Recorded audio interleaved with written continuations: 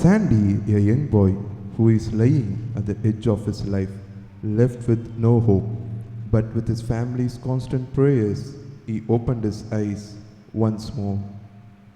Mom, Dad, Sandy, my son, by God's grace, you are saved. Don't worry. Now let's go home.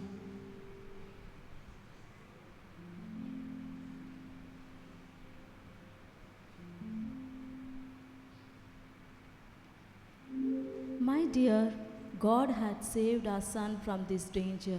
So let's commit his life for God. I was thinking the same. I think we need to talk about this to Sandy. Mom, Dad, what are you talking about? My dear son, the life you are living is a miracle. When the doctor said you will not live, we prayed to our living God through Christ, and God heard our prayers. You live because of him, and so this life belongs to God. Yes, it seems God has given me another chance. Mom and Dad, I need to do something for him. I think I need to do mission work for Christ. All the family cheers, thanking and praising God. Later, he completed his college and was engaged in youth fellowship in his church. And it was during that time his pastor advised him to pursue Bachelor of Divinity in USB Seminary. With the prayers of his family and sponsor of his local church, he was able to join USB Seminary, clearing all the entrance exam and interview.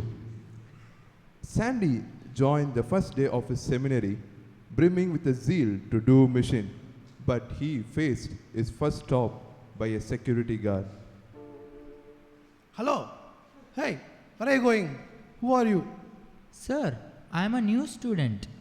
You are. Okay. Come here.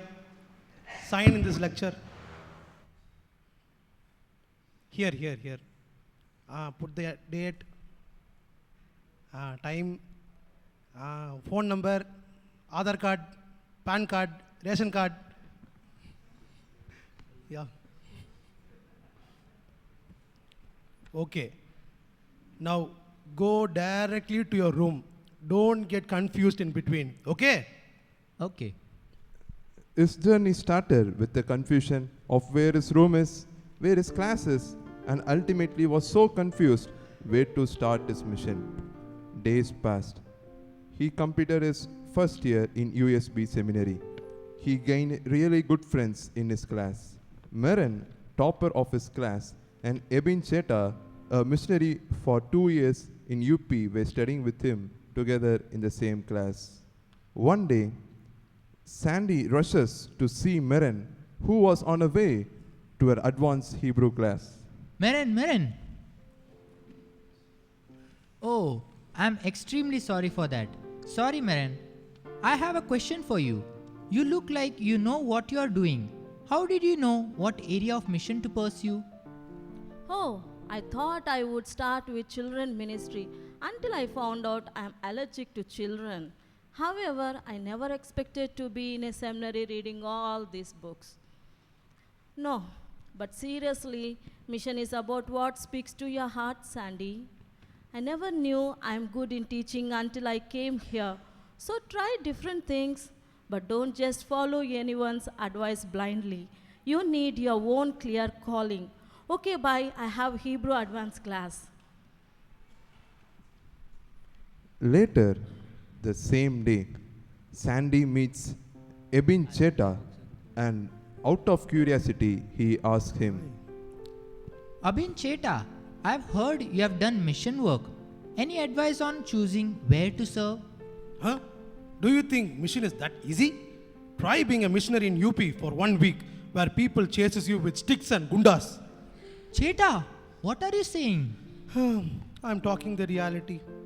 However, I'm not saying you shouldn't go to these places, but you have to be sure. The field isn't just an adventure. Sometimes, Sandy, it is very painful. Thanks. I'll see you later. See you. Having all these confusions in mind, Sandy went to his care group mentor, Dr. Abhishek Dureraj, who is a missiology faculty in the same college. to clarify his doubt, thinking he is the right person to ask. Sandy, come in, come in. Can I help you? Sir, I feel called, but honestly, I am lost. Everyone has a different opinion, and I don't even know if I fit anywhere. Now I got it. Mission is about copying someone else's path. It's about knowing what God has equipped for you. Saying all this, he opened his Bible and started reading from 1 Peter chapter 4 verse 10, which says, "Each of you should use whatever gift you have received to serve others." So, Sandy, let me ask you this. What are you passionate about? Where do you feel most alive? Well, I've always felt connected when I listen to people and encourage them. Even here, when I talk to others, I feel like I belong. Then you may be called to serve in pastoral care, youth counseling, maybe through media. Sandy, mission is vast, but you should match your strength areas. For you, I believe, who knows, you may become a great speaker in the future. You mean I don't have to fit in everyone's mold?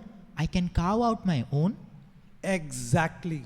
But Sandy, remember, it's not your mission, it is God's mission. Thank you, sir. Thank you.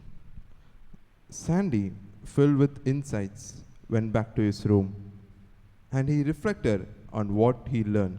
He took a piece of paper and listed out all his strengths one by one.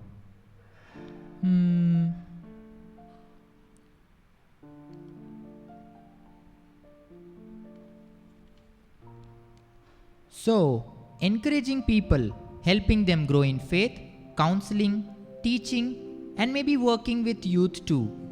Now that sounds like me. Days passed and years passed, and it was 15 years later. Sandy pursued his mission, completing his PhD in Christian counseling, and became a great evangelical speaker worldwide. And today, he returned to his USB seminary.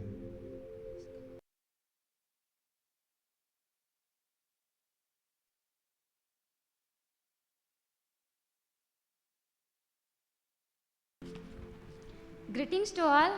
I am happy to welcome Rev. Dr. San Nicholas to our mission conference. He is a well-known speaker worldwide and author who has inspired many people. We are excited to hear from him today. Welcome, sir, and the stage is yours.